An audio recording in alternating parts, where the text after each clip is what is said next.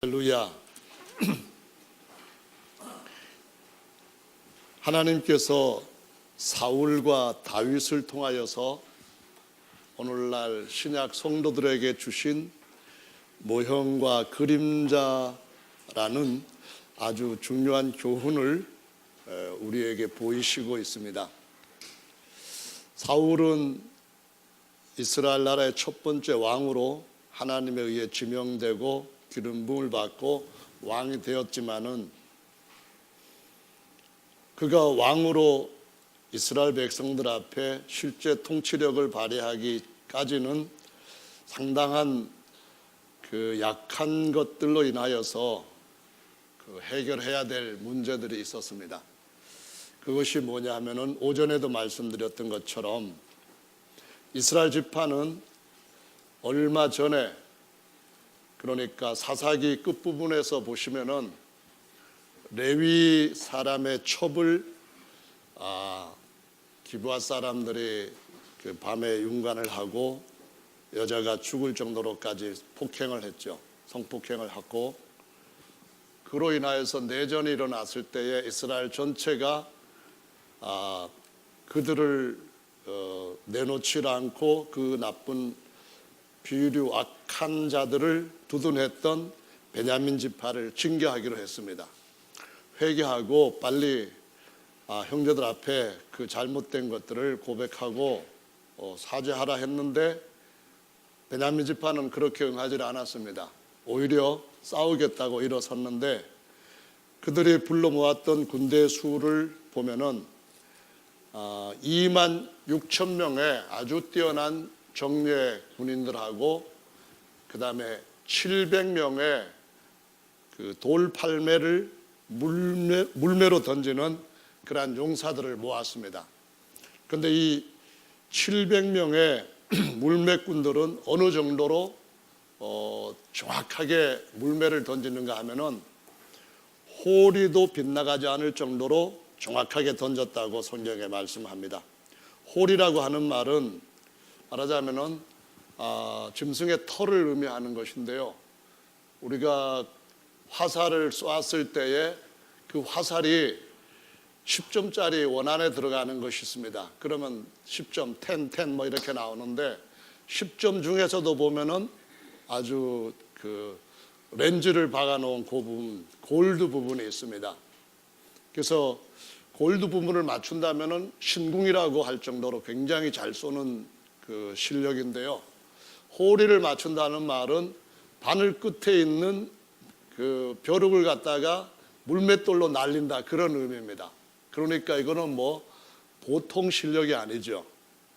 그래서 700명의 왼손잡이 호리꾼들도 있고 2만 6천 명의 용사들도 모았으니까 한번 싸워보자, 이렇게 나온 거죠. 자기들을 믿은 겁니다.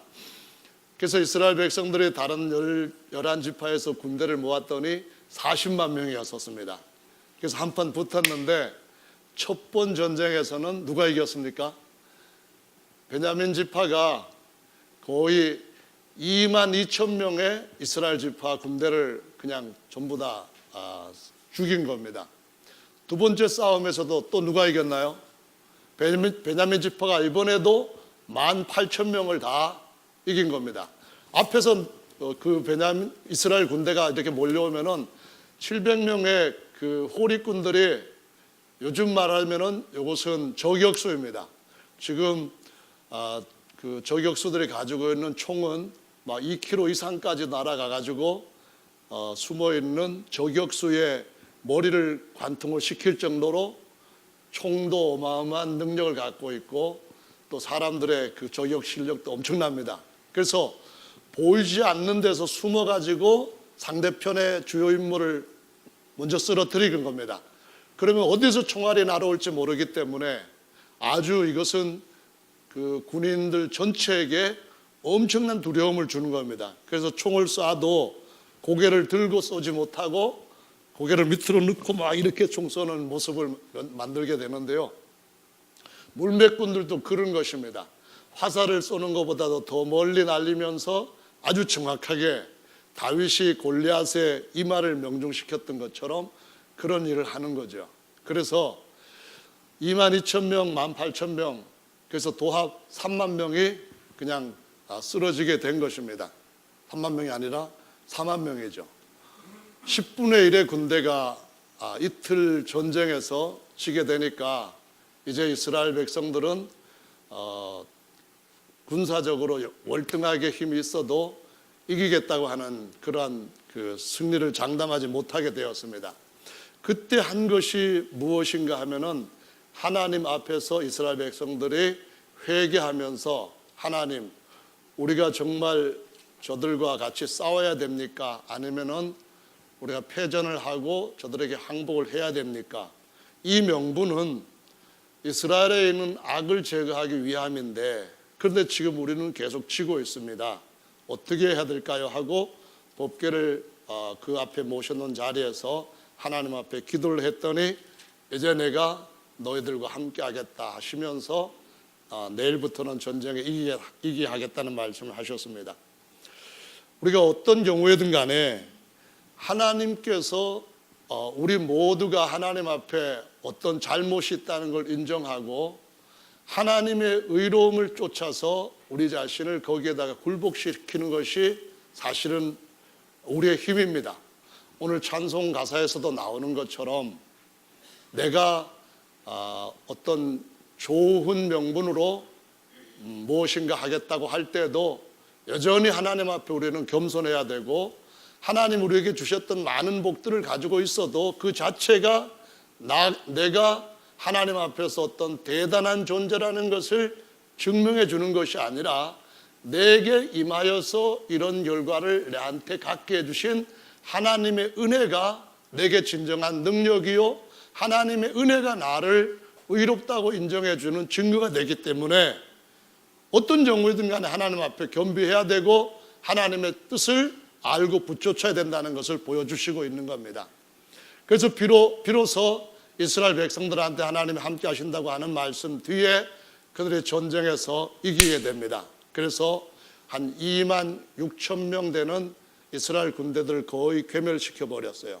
그리고 난 뒤에 그들이 다시는 베냐민 지파에게 우리의 딸들을 그들의 며느리로, 아내로 주지 않겠다고 맹세를 하게 됩니다. 해놓고 보니까 12지파에 그 하나님께서 주신 그 뭐랄까요, 야곱의 복들이 한 지파가 고린함으로써 이제는 그 지파 하나가 사라지게 되어버렸습니다. 그래서 다시 비상대책을 세워가지고 어떤 큰 잔치하는 데 가서, 축제에 가서 여자들을 몰래 납치를 해다가 베냐민 지파에게 딸을 주면서 겨우 명맥을 유지하게 만들므로써 베냐민 지파가 사라지지는 않게 되었습니다. 바로 그 베냐민 지파에서 하나님께서 초대 왕 사울을 찾아내셔서 세우신 겁니다. 그러다 보니까 다른 지파들이 베냐민 지파 출신인 이 사울을 좋게 생각할 수가 없는 겁니다. 우리도 다른 열방처럼 왕을 세워야 되겠습니다 하는 그들의 욕심 속에는 누구든지 우리 지파에서 왕이 나야 되겠다 그런 생각을 하고 있을 거고, 누구든지 그 지파에서 괜찮은 지도력을 갖고 있는 사람은 내가 혹시 왕이 돼야 될지도 모른다 이런 생각들을 가졌을 터인데, 턱없이 약한 지파에서 그냥 키만 홀출하고 얼굴만 번지름하게 생긴 이런 사울이 왕이 되었다고 기름 부음을 받고 소개를 받고 했을 때에 마음에 들지 않았던 사람들은 우리는 사울을 왕으로 인정할 수 없다고 그냥 가버린 겁니다. 그런데 암몬이 쳐들어와서 이 암몬이 오른쪽 눈을 다 뽑아야 너희들하고 하친하겠다, 너희들의 조공을 받고 너희들을 죽이지 않겠다, 이렇게 되니까 그때 사울에게 하나님이 영으로 감동을 주셔가지고 전쟁에서 이기게 했다는 겁니다. 이기고 나니까 어떤 일이 나는가 하면은 사울 당신 같은 사람이야말로 우리를 암몬 자손에서 건져낸 구원자인데, 이런 구원자를 알아보지 못하고 사울이 누구냐 하면서 뒤에서 궁시렁거리고 반발하고 도망갔던 사람들이 누굽니까? 이 사람들 많은데 그냥 두면 안 됩니다. 잡아다가 우리가 죽여야겠습니다. 그렇게 나옵니다. 죽여야겠다고 하는 말 끝에는 어떤 것인가 하면은 사울이 왕으로 세움을 받을 때에 그들의 반발이 굉장히 심했다고 하는 것을 의미하는 겁니다.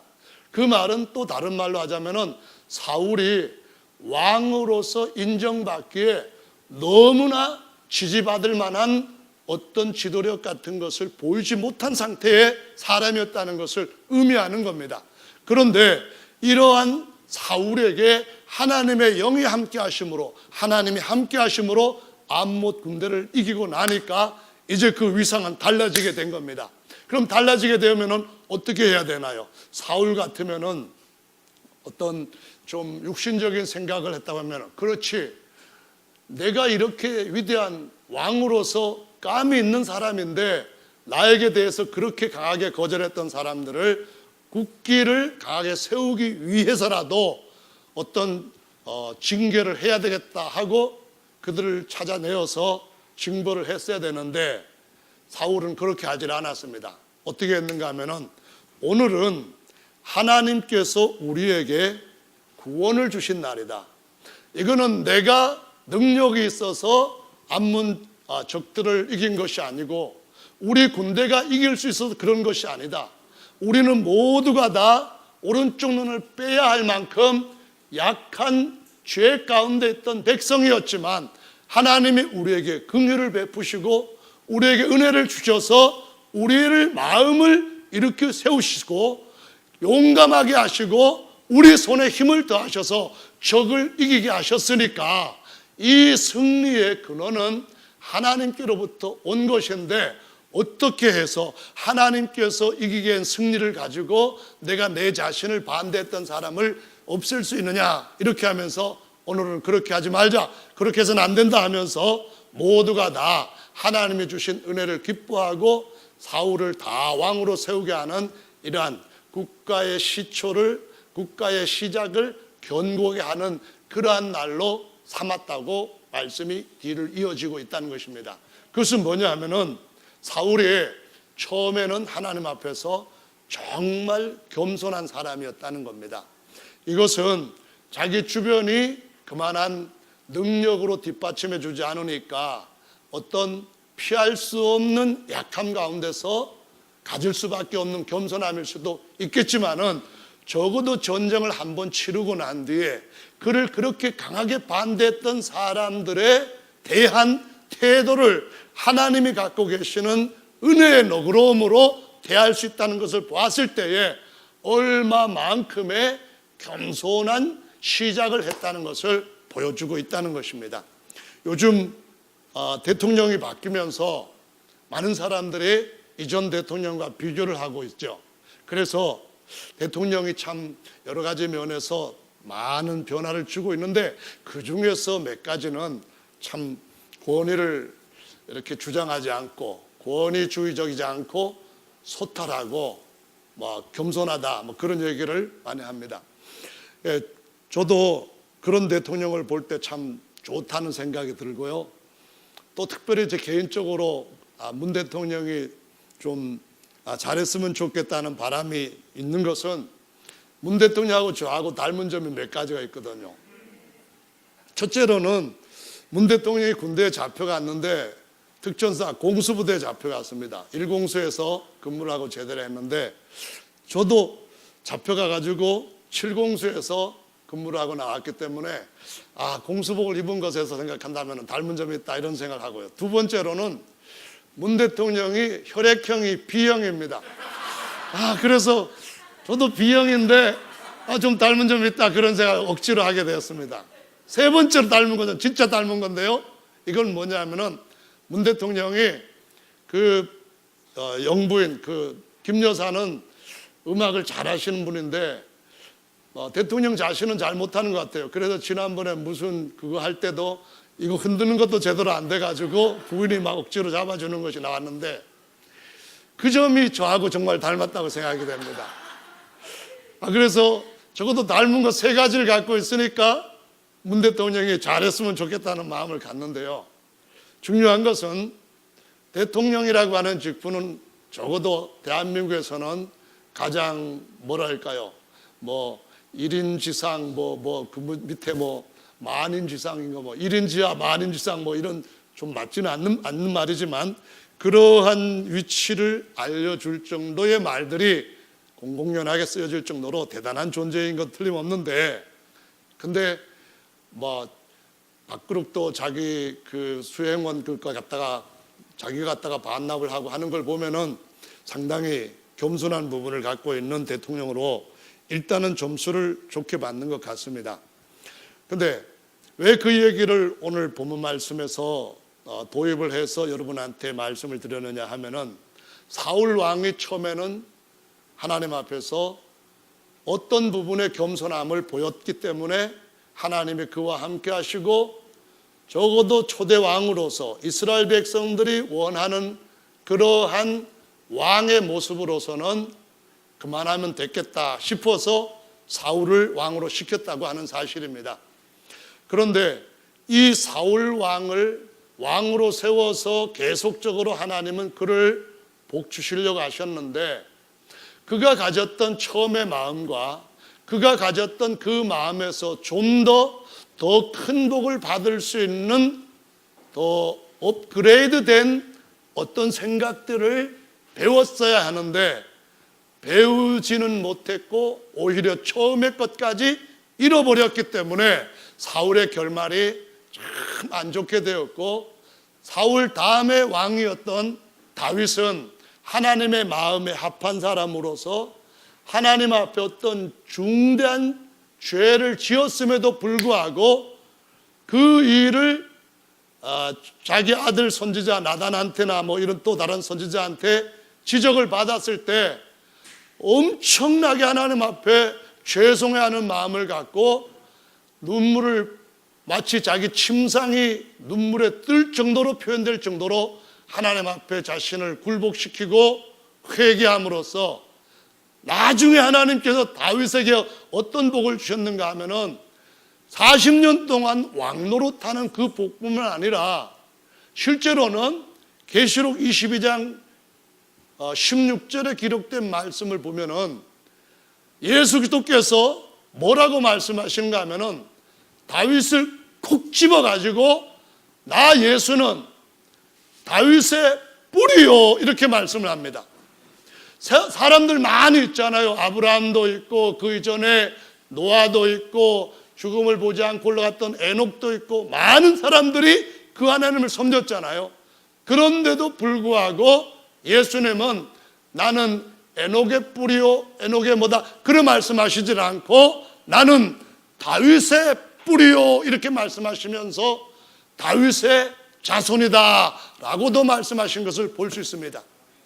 위에도 다윗으로부터 시작을 하고 아래도 가지도 다윗으로부터 시작했다는 것을 강조하신 것을 볼 때에 사울 왕과 다윗 왕을 비교하면서 오늘날 저와 여러분들이 이 땅에서 최고의 부귀영화를 누린다 할지라도 다윗에게 다윗이 모형이 되어서 다윗의 자손은 예수 그리스도께 주시고자 하시는 영원한 그 영광을 얻기 위해서는 어떻게 해야 되느냐 하는 것을 사울 왕과 다윗 왕을 통하여서 우리에게 가르쳐 주시고 있다는 것입니다.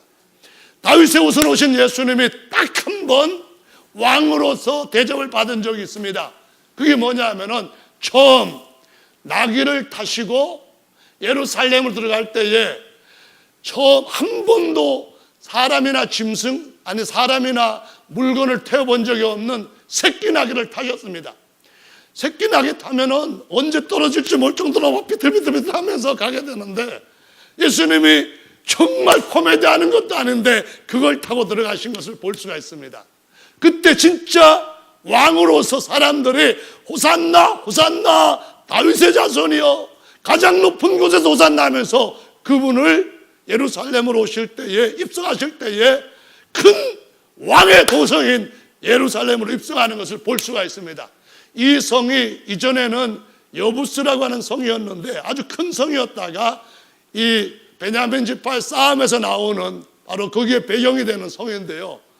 이 성에서 주님께서 자신이 영원히 왕으로 통치하시게 될 날이 올 것이라는 것을 보여주시면서 우리에게도 동일하게 내가 이기고 아버지 보좌에 함께 앉는 것처럼 이긴 자들에게는 내 보좌에 함께 해주겠다 하시면서 그 말씀을 하시는 겁니다. 그래서 교회를 사도행전 15장의 말씀에 16절에 보면은 다윗의 장막이라고 표현하고 있는 겁니다. 여부스 곧 예루살렘 성으로 다윗의 성으로 불려지게 된 이 성에 장막을 치고 법궤를 모셔드렸던 것 똑같이 하나님의 교회는 예수 그리스도를 우리 안에 모시고 이 몸이 하나님이 거하시는 장막이 되어서 언젠가는 예루살렘 성에 입성해서 거기서 영원히 다윗과 함께 예수 그리스도와 함께 왕노릇할 것임을 그림으로 쫙 그려주고 있다는 것을 말씀하시는 것입니다. 아멘. 그래서 오늘 이 말씀은 예수님이 십자가에 달릴 때도 유대인의 왕 이렇게 했지만은 십자가에 달리면서 그것은 그분한테 어떤 영광이라든가 왕으로서의 존엄 같은 것들을 사람들이 준 것이 아닙니다. 저 사람 저렇게 쓰면 안 되니까 자칭 왕이라고 바꿔주시오, 이렇게 대우를 그 백성으로부터 받았는데, 정말 우리가 이 땅에서 왕까지는 못 올라가고 어떤 영광을 얻는다 할지라도 그래도 여전히 우리에게 더 큰 소망이 있는 것은 예수님께서 이 땅에 살면서도 실제로 왕노릇 하신 적은 없었지만은 영원히 왕노릇 하시는 것처럼 우리에게도 다윗과 함께 예수 그리스도와 함께 영원히 왕노릇 할 수 있는 약속이 있기 때문에 이 말씀 안에서 교훈을 잡고 그 말씀을 따라 살아가는 것이 능력이요 지혜라는 것을 보여주고 있다는 것입니다. 아멘. 그래서 여기에서 등장시킨 중요한 것이 사울이 왕이 되는데 그 왕이 되는 과정에서 그 일을 보조하는 역할로 누가 등장을 하는가 하면은 예수님께 등장했던 것처럼 나귀가 등장을 하는 겁니다. 암나귀 둘이 아니면 두 마리인지 세 마리인지 모르지만 암나귀들이 어디로 행방불명이 된 겁니다. 예수님께서 예루살렘 성에 들어갈 때도 거기에 누가 등장하는가 하면은 에미나귀와 새끼나귀가 등장합니다. 마태복음 말씀 보면 둘이 등장하고 마가복음 누가복음 말씀에는 새끼나귀만 불러왔다 그렇게 말씀하시는데요. 이 영어로 S라고 하는 나귀, 당나귀를 검색을 해보면은 뭐라고 나오는가 하면은 이렇게 나옵니다. 첫째로는 나귀라고 이렇게 당나귀라고 나오고요. 두 번째로는 바보 그렇게 나오고요. 세 번째로는 뭐가 나오는가 하면은 고집쟁이 이렇게 나옵니다. 나귀가 왜 바보냐 하면은 머리가 제대로 뭔가 돌아가야 될 때 안 돌아가는 것 같습니다. 근데 선지자가 하나님 말씀대로 따르지 못하고 잘 모르면은 바보보다도 더 못해서 발람 선지자가 오히려 나귀가 입을 벌려가지고 발람이 쓰는 말을 가지고 발람을 가르치는 일이 일어난다고 말씀하십니다. 또 뿐만 아니라 남쪽에서 넘어갔던 그 선지자가 여로보암이 우상숭배를 할 때에 그거 하지 말라고 해서 거기에서 하나님의 능력 나타내고 다시 남쪽으로 내려오는데 내려오는 중간에 하나님께서 처음 말씀하셨던 그대로를 따르지 못하고 그 지역에서 먹고 마시고 하는 일을 그만함으로 인해서 나귀는 살고 그 옆에 선지자는 죽임을 당하면서 성도들의 삶, 왕 같은 선지자들의 삶 속에 하나님께서 나귀를 등장시킴으로써 이 나귀를 가지고 선지자로서의 할 말을 해야 되는지 이 나귀를 가지고 왕으로서 양육되고 훈련되고 가는 과정에서 제대로 그 길을 가고 있는지를 보여주고 있다는 사실을 발견할 수 있다는 겁니다. 여러분, 그래서 주님께서 이 나귀를 우리한테 등장시킬 때에 여러분 바보가 되어서는 안 되는 줄로 믿습니다. 하나님의 말씀만이 옳고 하나님의 길만이 우리를 영원한 도성으로 이끌 것이라고 하고 그 길에서부터 벗어나면 안 되는 줄로 믿습니다. 뿐만 아니라 우리가 그날부터 주께서 다시 오시는 그날부터 영원히 왕노릇할 자리에 앉혀지게 될 것이기 때문에 그러기 위해서는 이 나귀가 우리와 같이 동행하는 중에 어떤 어떠한 모습으로 교훈을 주는지를 배워야 된다는 겁니다. 첫째로는 하나님의 권위에 대해서 그것을 인정하고 그분을 경외함으로 그분 앞에 굴복되는 삶을 사는 것이 고집불통의 내 욕심을 따라 사는 것이 아니라 하나님의 의견대로, 하나님의 소견대로, 하나님의 원함대로 사는 길이라는 것을 보여주신다는 그런 말씀입니다. 그래서 이 나귀는 우리에게 매우 중요한데, 사울을 왕으로 시키기 위해 가지고 하나님은 거기서부터 일을 시작하시는 겁니다. 잃어버린 나귀 찾아와라 그랬을 때에 그 의미는 예수님께서 제자들을 보내시면서 저기 가가지고 나귀 몰고 와라 그러는 것과 똑같습니다. 왜 나귀를 몰고 올 것입니까? 예수께서 타실 것이니까요. 왕으로 지금 입성하실 거라 그 말입니다. 왜 사울한테 나귀를 찾아오라고 하는 거 일어납니까?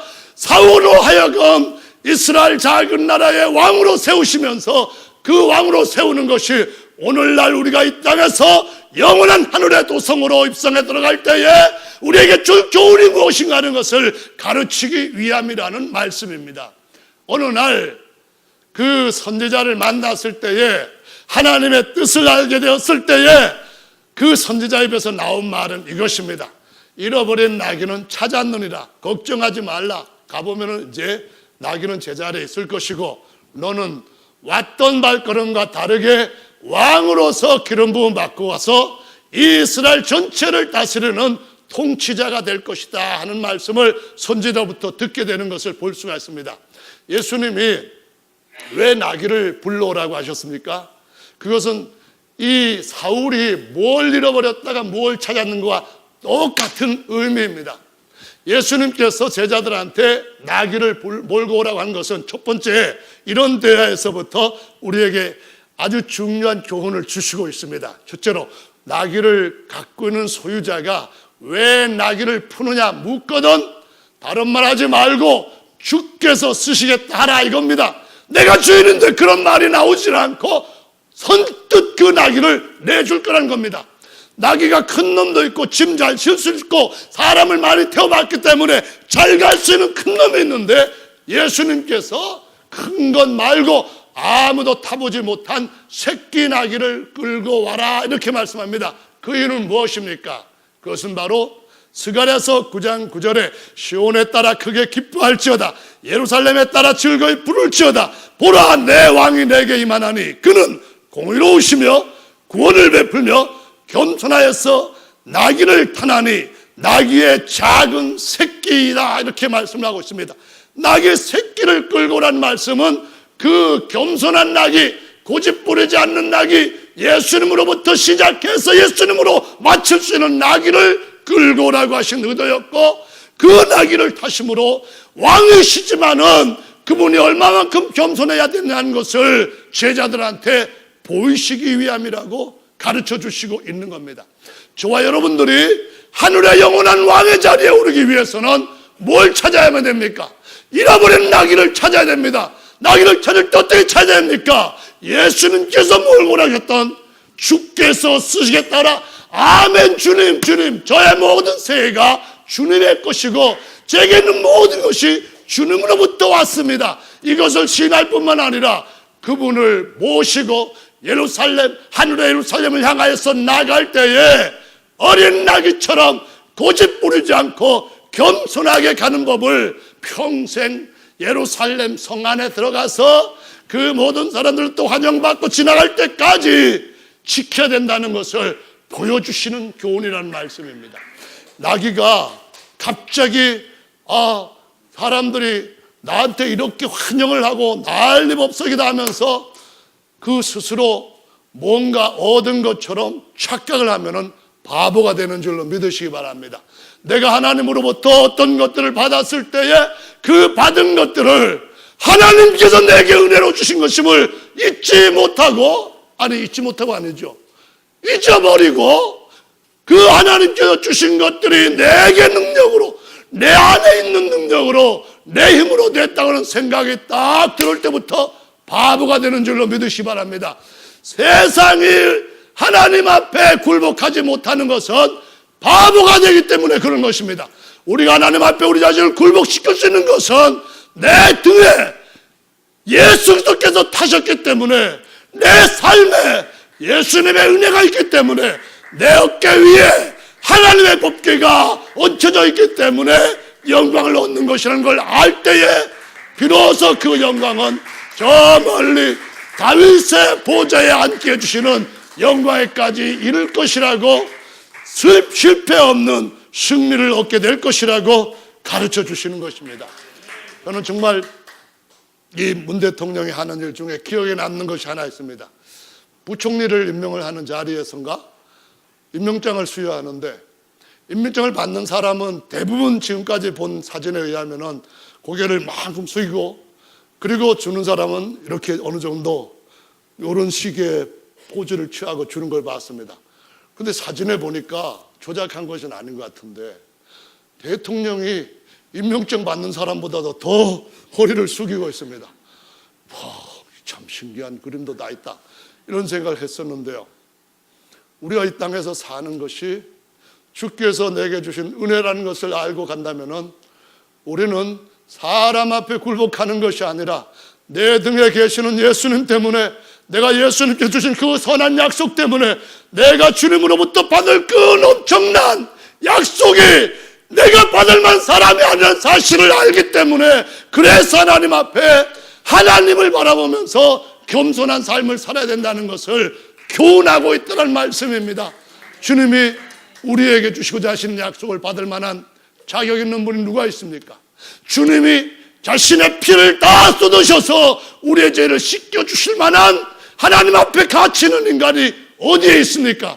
주님으로부터 이 많은 것들을 거저받았는데, 그 많은 거저받은 것들을 잊어버린 채 세상에서 얻는 어떤 것들 때문에 내 목이 굳어지고 내 목이 더 뻣뻣해지고, 내가 주님 앞에서 그 은혜를 잊어버리고 내 자신의 얼굴을 생각할 때, 하나님의 얼굴을 생각하지 못하고 내 길을 생각할 때에, 그때부터는 사울의 기우는 쪽으로 우리 인생이 점점 잘못돼가는 바보가 된다는 것을 기억하시기를 예수님의 이름으로 축원합니다.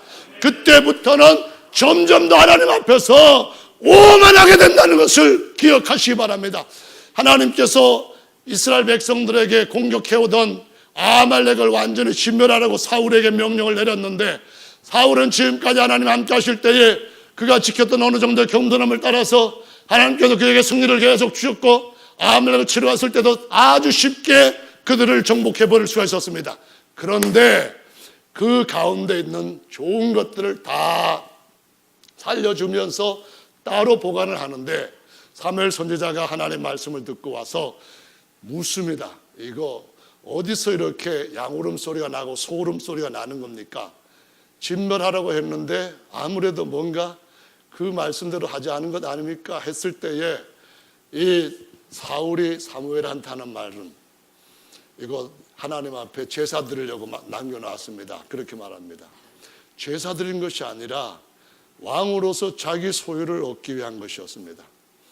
그래서 사무엘이 화가 나가지고 그 자리를 떠나려고 했을 때 사무엘의 옷이 찢어질 정도로 붙잡으면서, 사무엘님, 선지자님, 이 백성들 앞에서 왕의 체면을 세워주시고, 내가 사무엘 당신하고 함께 하나님 앞에 하나님 앞에 화목제 드리는 모습을 보여주면서 내가 이 나라의 왕이라는 위신을 세워주시오, 이렇게 하는 모습을 보게 됩니다.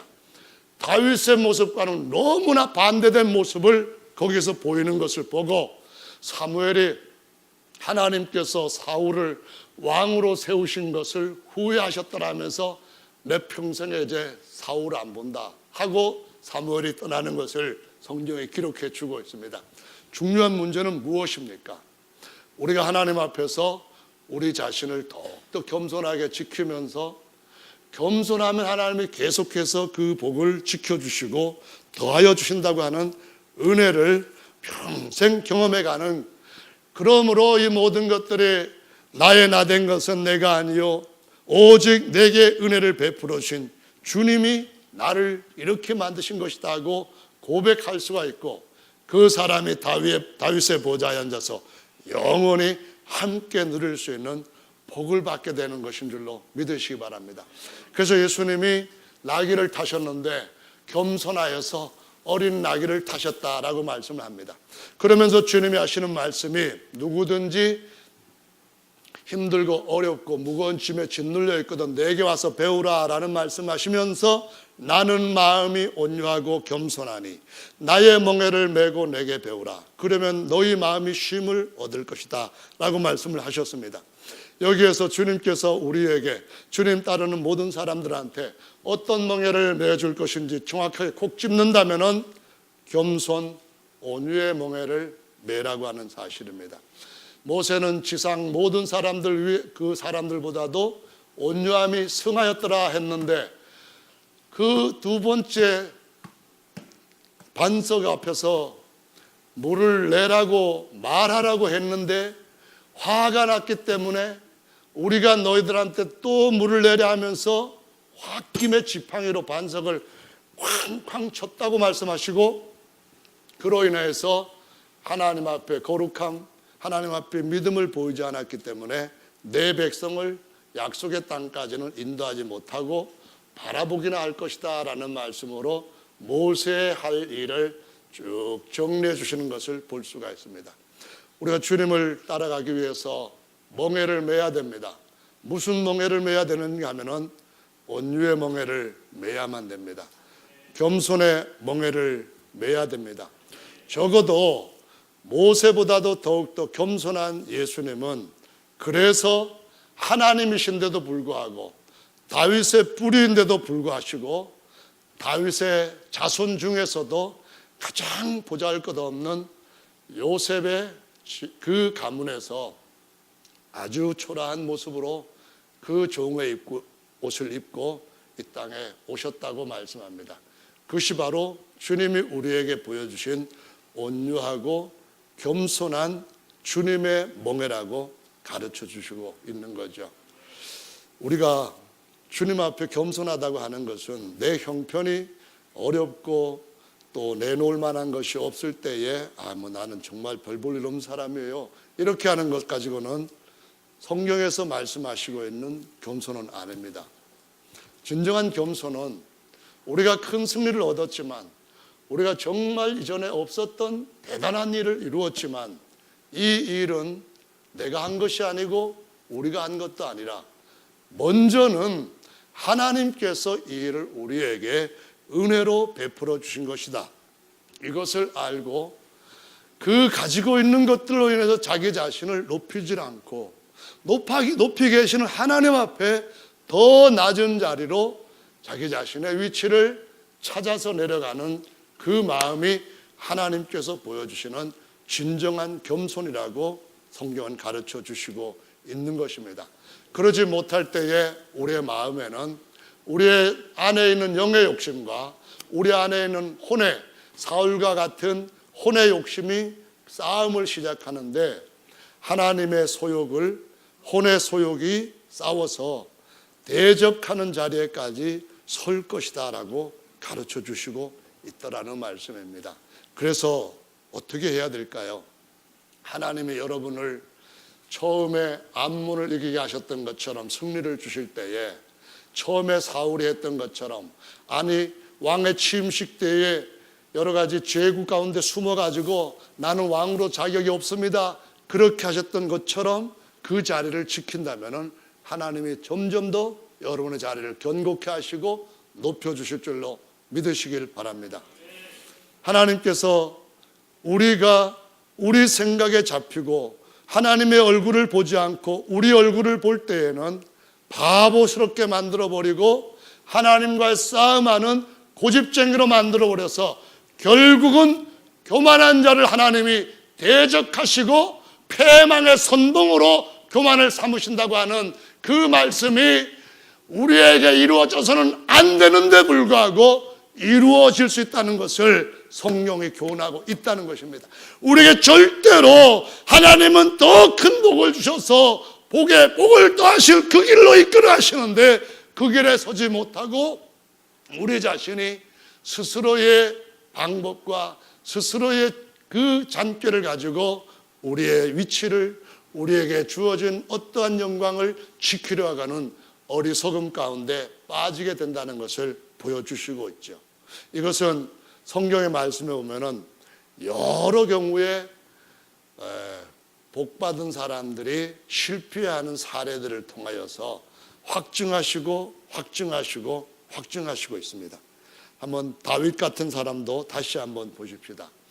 마음을 하나님 앞에 일치시켰을 때에 그는 정말 자기가 아무것도 아니라고 하는, 목동에 불과하다고 하는 이 신분에서 내가 어떻게 왕의 사위가 될 수 있겠습니까? 이거는 정말 나한테는 어울리지 않는 옷입니다. 다른 맞을 만한 사람한테 옷을 입혀주십시오.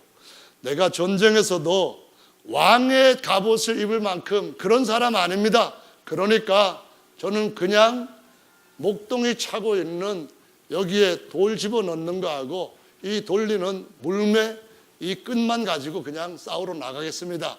그랬을 때에 그 마음을 지킬 때 하나님은 그를 점점 모든 위협에서부터 생명사계로 보하시면서 단련하시고 이스라엘 백성들한테 다윗의 하나님 닮은 모습들을 계속 나타내는 그러한 일생을 살 수 있도록 이끌어 가셨습니다.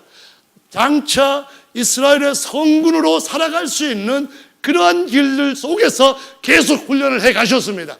어떤 잘못이 있다 할지라도 즉각적으로 하나님 앞에 모두를 바꿀 수 있는 준비된 삶을 그에게 계속해서 기회를 제공해 주셨습니다. 그런데 이 다윗도 자기의 부귀영화와 자기의 군대에 대한 것으로 눈을 딱 돌렸을 때에 사울 자기 얼굴 화려하게 생기고 사울 자기가 다른 사람보다도 이만큼 더 큰 육신적인 것을 딱 잡힐 때에 하나님을 바라보던 분이엘의 은혜를 잊어버리게 되는 것을 볼 수 있습니다. 하나님의 얼굴빛에서 나오는 은혜가 우리를 존귀케 하시는 줄로 믿으시기 바랍니다. 그분의 얼굴을 구하고 그분 앞에 겸손하게 계속해서 가까이 나아가며 그분 앞에 그 영광을 아는 만큼 내 부족함을 계속 인정하며 채워가는 삶 가운데서 주님 우리를 더욱더 견고케 하시는 줄로 믿으시기를 바랍니다. 근데 다윗이 군대 수를 세웠다가 그것으로 인해서 책망을 받게 됩니다. 그 일로 인하여서 어떠한 뒤의 역사가 일어났다고 성경이 말씀하시면은 사단이 다윗의 마음을 격동시키매 이렇게 말합니다.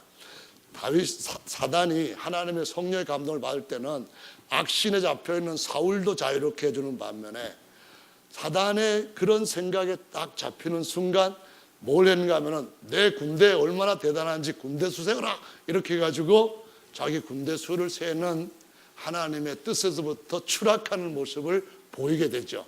그래서 7만 명이 죽임을 당하였다고 말씀을 하는데요. 정말 하나님 앞에 자신을 높이는 것이 얼마나 큰 손상을 가져다 주는 것인가 하는 것을 다윗 같은 사람을 통해서도 보여주시고 있다는 거죠. 그러니까 우리가 높이 있을 때 떨어지면은 더 많이 큰 데미지를 상처를 입는 것처럼 더 조심해서 주님 흔들리지 않게 잡아주세요.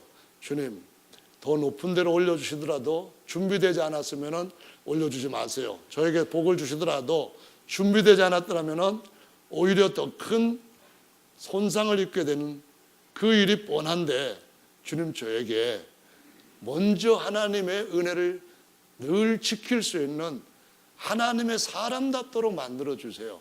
이걸 하면서 주님 앞에 자신의 은혜를 지켜가는 것이 다윗이 우리에게 보여주시는 아주 중요한 교훈의 본이었다고 우리가 배움을 가져야 되는 줄로 믿으시기 바랍니다. 이런 일들은 히스기야 왕한테도 마찬가지입니다. 하나님께서 히스기야한테 아수르 군대를 아주 쉽게 물리치게 하셨습니다. 그리고 자기가 불치병에 들었을 때 하나님 앞에 기도했더니 태양 10도나 물러가게 하는 기적을 나타내셨습니다. 대단한 일이죠. 그런데 이 소문이 어느 정도로 대단했는가, 이 사건이 얼마나 대단했는가 하면 소문에 퍼져간 그 정도를 보면은 어느 정도 그것을 감을 잡을 수가 있습니다. 바벨론에서 이 소식을 듣고 특별한 사절단을 보내가지고 정말 대단하십니다. 어떻게 아수르 그 군대를 하루아침에 다 물리치셨습니까?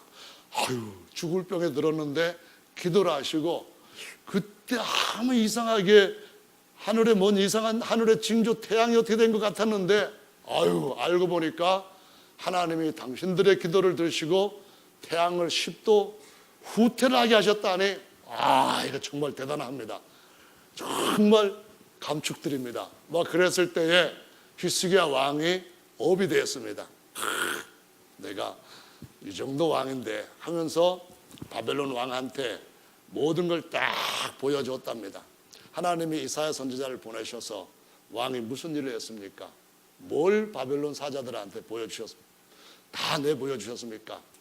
내가 받은 영광을 하나도 안 보여준 것이 없지. 다 보였지. 이 정도다 하고 길을 팍 죽여놨지. 이렇게 대답을 했을 겁니다. 그때 이사야 선지자가 왕이 보여준 모든 것들이 바벨론으로 옮겨지게 될 겁니다. 결국은 히스기야 왕 죽은 후에 므낫세 그 뒤에 왕들 전부 다 이스라엘 백성들 고통 가운데 집어넣고 나라가 망하는 쪽으로 흘러가는 아주 잘못된 실수를 했던 것으로 역사는 우리에게 교훈을 안겨주고 있다는 것입니다. 어떻게 해야 되겠습니까? 우리가 이 땅에 사는 동안에 다윗의 왕국이 올 때까지 예수께서 직접 여러분들을 영원히 내리지 않는 자리에 올릴 때까지 주님께서 여러분 어깨에 올려주신 온유와 겸손의 멍에를 메고 끝까지 승리하는 자리에서 정말 다른 모든 이들도 더 견고하게 세울 수 있는 섬김의 종으로 다른 이들에게 복을 전달하는 하나님의 복의 사신으로 사용되어지게 되기를, 끝없이 중단 없이 사용되어지게 되기를 예수님의 이름으로 축원합니다. 우시야 왕도 교만해졌을 때에 하나님이 더 이상 그에게 복을 주실 수가 없어졌습니다. 이방 왕이었던 느부갓네살 왕도 3장에서는 다니엘서 3장에서는 엄청난 크기의 신상을 금으로 만들어 세웠습니다. 야, 내가 만든 신 대단하지 않냐? 다 앞에 와서 굴복하고 절해라 그랬습니다. 4장에 가서는 그가 친히 내 능력과 지혜와 권세로 베풀어 놓은 이 바벨론 모든 부귀영광을 보아라, 이게 다 내 손으로 베풀었다 했을 때 그 말이 입에서 채 떨어지기 전에 하나님 말씀하시기를 7해 동안 너는 들짐승들 같이 풀 먹고 이슬 맞으면서 노숙하면서 미친 사람으로 바보같이 살다가 내 속에 정신이 바로 들어왔을 때에 내가 다시 너를 왕위로 복귀시켜 주겠다 하시면서 모든 높이고 낮추는 권세는 주님 손에 달려있다고 하는 것을 가르쳐 주셨습니다. 오늘도 높이고 낮추는 것은 주님 손에 달려있기 때문에 높아진 것은 하나님께서 영적으로 점점점 낮추실 때에 정말 나는 부족하고 아무것도 주님 앞에 은혜 받을 만한 가치가 없는 인생입니다. 이렇게 그것을 자랑하시고 주님께서 높여주셨을 때 이건 내가 한 것이 아니라 주님이 한 것입니다 하면서 주님을 자랑하면서 끝까지 승리할 수 있는 주님의 위대한 용사들로 주님께서 이 땅에서 우리의 욕심을 이기고 우리 세상의 어떤 모든 유혹들을 이기고 주님의 영광과 권세를 드러낼 수 있는 주님의 그릇들로 사용되어지게 되기를 예수님의 이름으로 축원합니다. 끝까지 그 길은 저와 여러분들을 복의 길로 인도하시고 승리를 완전히 보장해 주시는 정말 참된 길입니다. 그 길에서 우리 주님도 영광을 받으시고 기뻐하실 줄로 믿습니다. 주님은 교만한 자를 물리치시고 겸손한 자에게 은혜를 주신다고 야고보서 4장에 말씀하셨습니다. 베드로전서 5장 6절에도 하나님의 능하신 손 아래에서 겸손하라, 때가 되면 너희를 높이시리라 라고 말씀하셨습니다.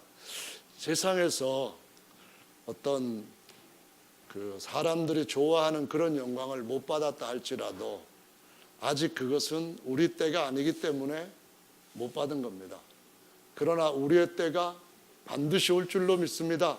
그때가 언젠가 하면은 그가 다시 저 구름 가운데 나타나실 때에 우리의 낮은 몸을 자기의 영광의 몸의 형체와 같이 병케 하시되 만물을 자기 발 아래 복종케 하실 수 있는 자의 역사로 우리를 영광스럽게 높이실 것입니다. 분명히 그때는 우리 모두에게 찾아옵니다. 이 때를 준비하는 저와 여러분들 되시기를 예수님의 이름으로 축원합니다. 다 같이 나오셔서 기도하는 시간 함께 갖겠습니다.